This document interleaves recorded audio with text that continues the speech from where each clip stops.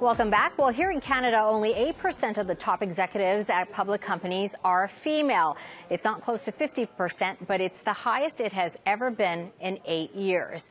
That's Jay Rosenzweig is the founder and CEO of executive recruitment firm Rosenzweig & Company, and he's been tracking the data, and he joins us now. And also joining us is Nyla Ahmad, Vice President of Local Digital at Rogers Ventures. Nice to see you both. Thanks for coming in. Good to be here. Jay, let's start with this report that you put out, because you said you put it out with guarded optimism. We've seen the numbers, 8%, so it's a little bit better than the 4.6% when you started issuing this report, but it's not nearly as high. Why is that? Well, if one were to talk about discrimination as being severely prejudicial treatment of women in the workplace, I think we're past those days, which is a great thing. But there are these systematic barriers that I think are still holding women back. The boss wondering if they should give this critical project to a woman because she has 3 kids at home. Well, you know what? Men have 3 kids at home, too. That woman has a husband who also has childcare responsibilities. The Rolodex is still alive and well, where it's easier to recycle old candidates when doing a search, whether it's management or executive recruiting firms. And we know, given the 8% statistic, that the people at the top are male, so you're recycling old male candidates if you don't do the original research. And these are some of the sort of biases and barriers that women face moving forward in order to try and progress. But as I said, there are some very, very encouraging signs, and we could speak to those as well. But the score is still pretty pathetic, isn't it? I mean, you looked at more than 500 named executive officers. These are the top paid executives at big companies. Less than 1 in 10 was a woman. But I believe that there is some inertia. If you look at the fact that 60% of university graduates are now female, if you look at the fact that 50% of our workforce is now female, and if you look at the fact, for example, that 50% of the provincial premiers are now female, representing 87% of the population, coupled with the fact that we have now doubled the numbers, I feel that despite the fact the numbers are low, the inertia is going to continue, and the speed of change, although from a corporate point of view, it's been slower than the other paces of change, I think it'll speed up, and we choose to look at the glasses being half full rather than half empty. Nyla, I want to ask you about this, because a lot of people have been talking about Sheryl Sandberg, the CEO of Facebook's new book that's coming out called Lean In. And she said that we women hold ourselves back by lacking self-confidence, by not raising our hands instead of and stepping back. How do you feel about those comments? Have you seen that?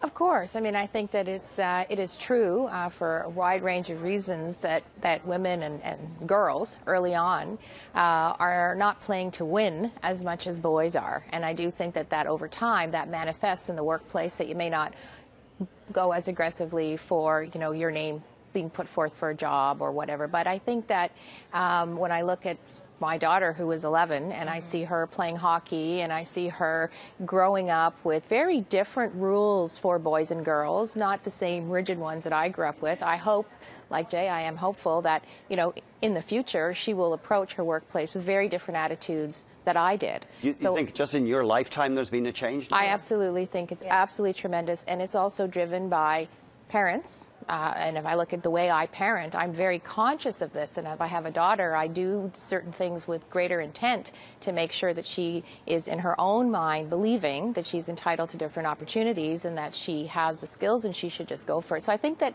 the wind is blowing in a bit of a different direction. While the progress may seem, numerically to be slight, I think that beneath all of that, there is lots of momentum moving in the right direction. What do you think corporations need to do to support women in these executive roles? It starts with awareness. I mean, I think that, if in any corporation, everybody that comes to work every day is really motivated by making the company perform the best that it could perform.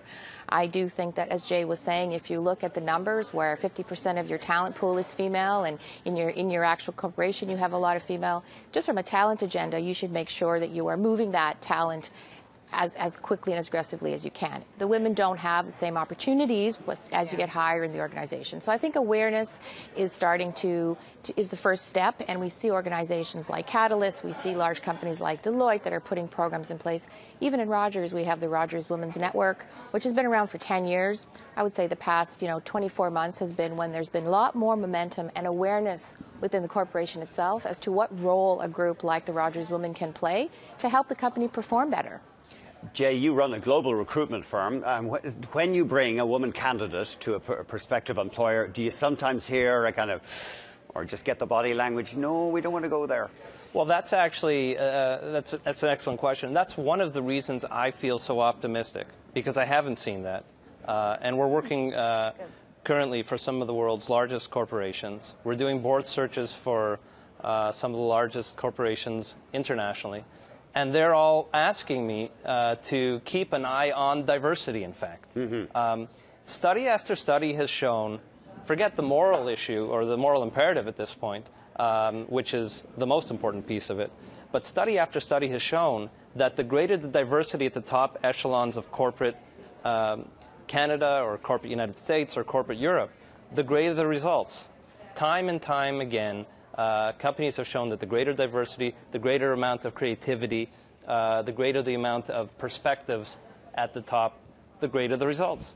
And I thought you raised an important point in your report as well, and that is as we see more diversity on the boards, on the board level, that you'll actually see more women being promoted to leadership roles. Well, there's an absolute trickle-down effect. The more women at the top, the greater the remedy of this issue.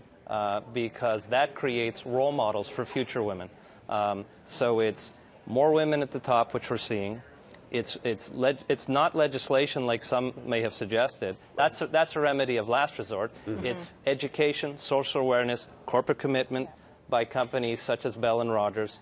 And at the end of the day, with all of this inertia we're seeing, I feel we won't get to 50%, and 50% might not be the right number, but 8 to 10% is for sure off at the same time.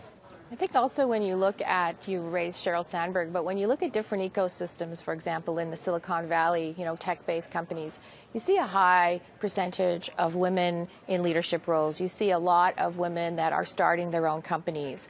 And, it's worth looking at that model because also when technology is an equalizer. When you teach someone how to code, you teach someone how to code, whether you're teaching a male or female. So there's a generation, too, where it's really about, you going out there with confidence and doing what you believe in. And so you see that more and more women are actively participating and driving growth. But really, I think it's because that is an ecosystem that's based on innovation. And so if they want their companies to succeed, they're going to make sure that every possible idea, every possible perspective is voiced and that it's taken into consideration. Yeah. And I think that's a really good example. I can't think of an equivalent, though, to a female equivalent to Mark Zuckerberg or Sergey Brin yet. No, but if you look at Marissa Mayer and what she's doing at Yahoo and what she's been doing at Google. She was brought in to turn around a company. Yes. While 2 months pregnant. Yeah. All right. Yeah. Well, thank you both for coming in. Very interesting perspective. Thank you. Our pleasure. That was Nyla Ahmad, Vice President of Local Digital and Rogers Ventures, and Jay Rosenzweig. He's the founder and CEO of Rosenzweig and Company.